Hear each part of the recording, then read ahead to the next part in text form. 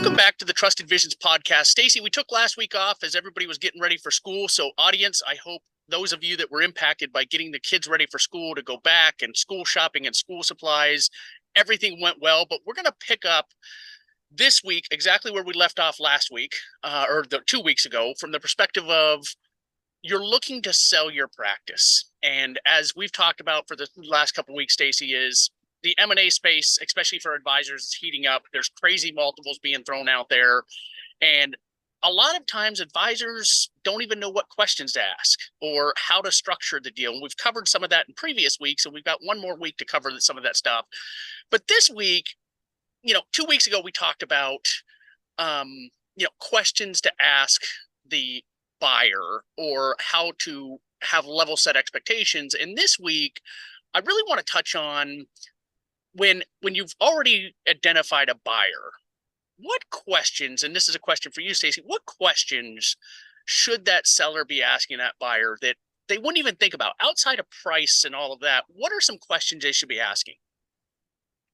Yeah, that's a great point because as everyone approaches the sale of their book, I can just imagine like it's got to be a bit emotional too, right? Because you have put your years and years into this business. Your clients are your friends. There's so much trust that those clients have in you from the time that you've spent with them.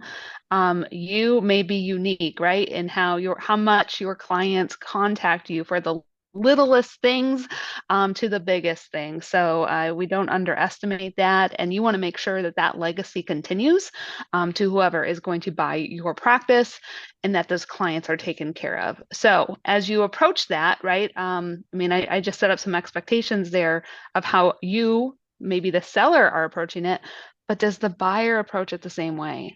Let's question like how that philosophy of business is structured. I know two advisors that I've chatted with just in the last couple of weeks.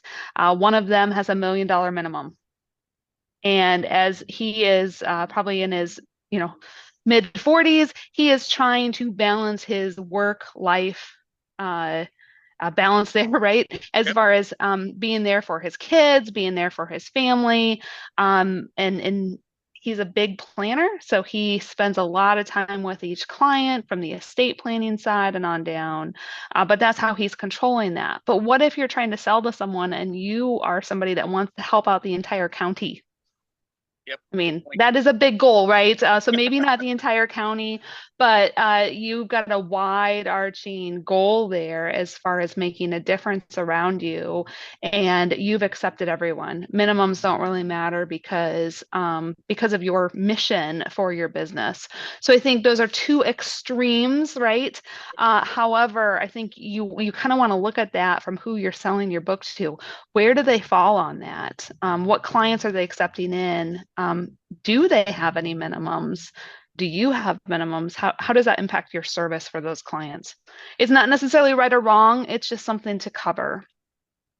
You also want to take a look at your business mix. Especially if you take on smaller clients or don't have a minimum, you may really embrace doing direct business. Other firms may not do that. They may have some minimums in place where they maybe really only want to put them on a fee-based account. And to do that, maybe they want $100,000 of investments or more to put them inside of that account. So I think, again, not necessarily right or wrong, but just some differences. And then how are you going to handle those clients that might be treated differently in your book versus the person that's going to buy out that book?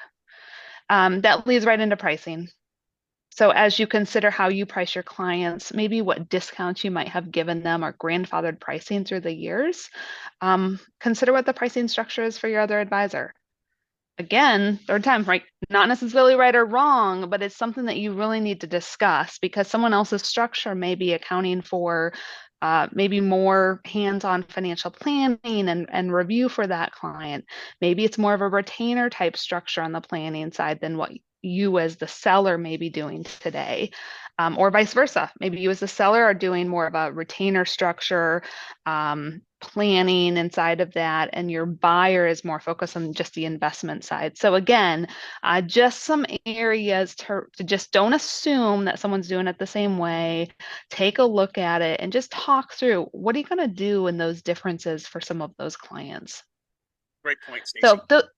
those are a few of the softer items, but Jeremy, let's think outside the box. When you're structuring that deal, and we've talked about this for the last couple of weeks, but what are some things to be thinking about on the deal structure that are outside the box, especially for that buyer? And that's a great question, Stacey. That I would tack on to what you were saying. One thing for clients or advisors to consider would be, if you are heavy commission, and I promise I'll answer your question, but if you are heavy commission and you're selling to someone that's heavy advisory, what's going to be their approach on potentially moving those commission accounts to advisory? Because I've seen it many times where advisors that are buying the practice are more so sitting there and saying, oh, a VA is horrible. They should have never put you in a VA. So to your point, you're leaving a legacy, and you don't want that person that's buying your practice to be putting convoluted thoughts in clients' minds of, hey, did this person do right for me for so many years? But to your point, some things to think about outside the box. And the first thing I would say is, you never want to do a fire sale. And you and I hear this all the time, that advisors say, I'm going to do this until I die. I'm going to die at the desk. Audience, that is great. That is not realistic. So just know that is first and foremost, you want to have a succession plan in place long before you're even considering selling. Because what happens is, and we've had clients that do this, that come to us and say, hey, I need to sell because one of my family members got cancer, or I got cancer, or whatever it may be. Well, it comes off as desperation to anybody that's potentially looking to buy your practice. And it's going to drastically reduce the purchase price of your practice, because advisors are going to look at it like, well, you have no choice but to sell. So make sure you have that succession plan in place, and that you give yourself enough time to find the appropriate buyer to answer the questions that Stacey addressed.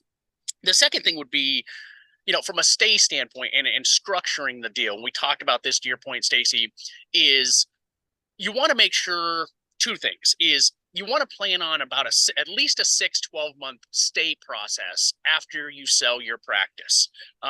You don't want to think that you're going to sell, and then a week later you're getting out of the business, and that person is left to take care of the clients for a couple different purposes. Is A, your clients, your deal is going to be structured on retention of clients. And so you want to retain as many clients as possible. And B, you want to make sure that your clients are taken care of and understand what's going on. Second point to that is, anybody that's looking to buy your practice, if they say, and Stacey, you and I had one of these a few years ago, that the buyer was saying, hey, day one, Stacey, you're walking out, I'm taking full control of your practice. That would lead to a lot of questions as a seller that you want to ask is, what is the urgency, and why is it so relevant for me to get out day one and you take full control? To me, that throws up a lot of red flags. Now, the last point I would hit on is, and we get this a lot, and I think there's opinions vary. Let's say the seller has an outstanding transition or forgivable loan note. What happens to that for the buyer? Some people's opinion would be, hey, if they have an outstanding note, we just reduce the purchase price by whatever the outstanding note is. Some people would say, hey, if we do have to both move broker dealers, I'm going to keep the transition money. The reality and what we've seen from our experience is that if you have an outstanding forgivable note, the buyer is going to have a tax liability for whatever years are left. And whatever that tax liability is what the purchase price should be reduced by. If you have to move broker dealers and both of you are getting a forgivable loan to make a broker dealer change, then what you want to do is look at that tax liability. The buyer shouldn't be keeping all that transition money when they're making a broker dealer change, because that seller still has to go through the same process of transitioning their book of business. You can't necessarily help them as the buyer. And so they should get that reward of the transition money. So you want to reduce the purchase price by the tax liability, not the outstanding note. So we look forward to wrapping this up next week, and going into a new series in September. I can't believe it's already September, Stacey. But as we always do, Stacey, share your contact information. Absolutely. It's stacy.martin@trustedvisions.com. And my phone number is 641-919-6722. And my email address is info@trustedvisions.com, or my cell phone 480-430-5012.